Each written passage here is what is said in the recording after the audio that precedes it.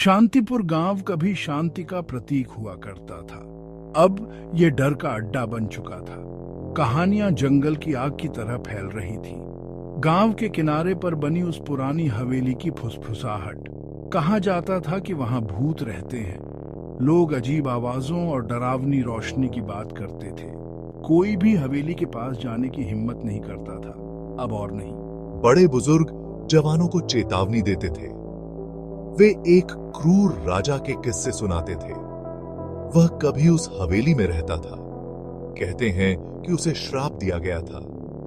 उन्होंने कहा कि उसकी अशांत आत्मा अब हवेली में भटकती है, हमेशा के लिए फंस गया शांति की तलाश में। अर्जुन कहानियों पर हंसता था।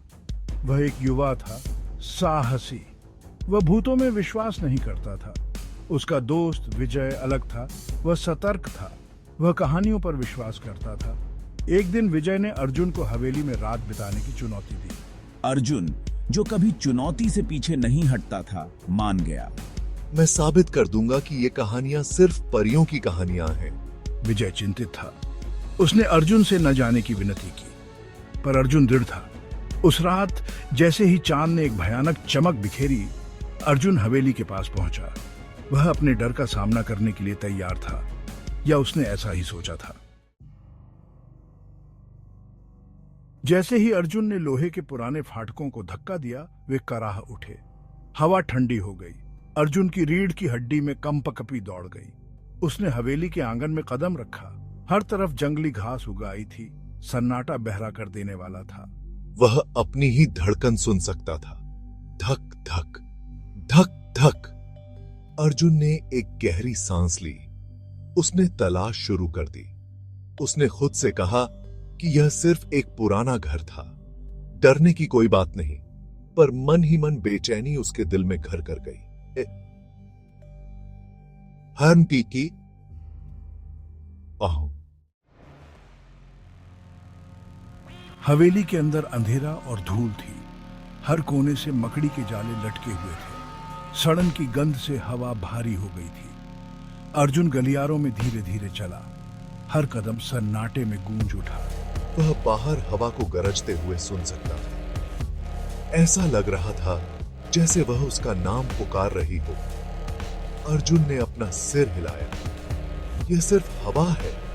वह खुद से बुदबुदाया, पर साए उसके इर्द गिर्द नाचते लग रहे थे। हवेली जीवित महसूस हुई और वह उसे देख रही थी।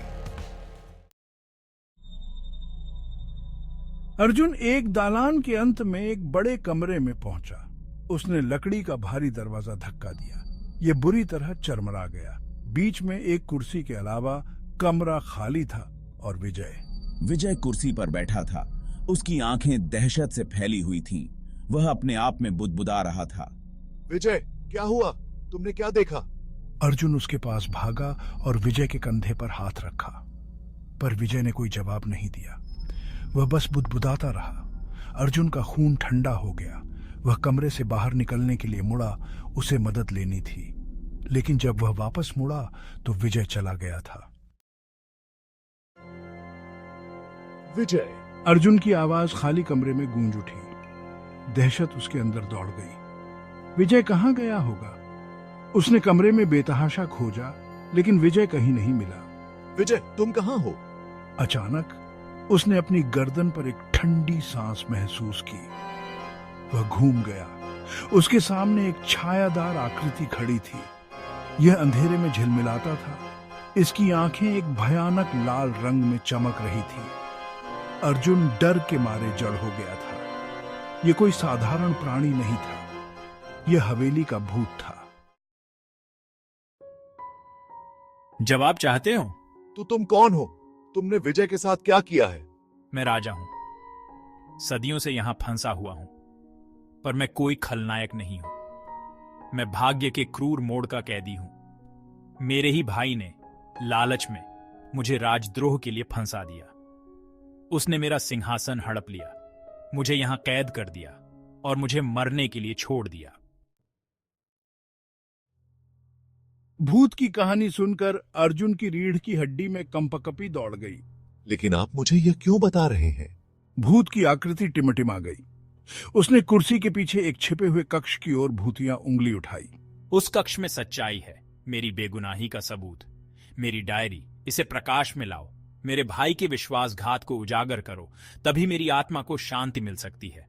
अर्जुन, उसका डर राजा के प्रति सहानुभूति की एक अजीब भावना से बदल गया। उसने सिर हिलाया। वह राजा की मदद करेगा, वह डायरी ढूंढेगा, वह राजा का नाम साफ करेगा।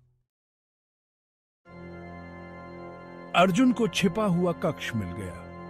यह पुराने संदूकों और बक्सों से भरा था।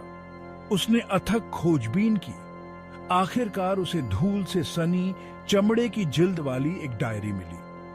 जैसे ही उसने इसे खोला, उसने एक पागल हंसी सुनी। इसे ढूंढ रहे थे, है ना? विजय दरवाजे पर खड़ा था। उसके चेहरे पर एक खराब मुस्कान थी। अर्जुन का खून ठंडा हो गया।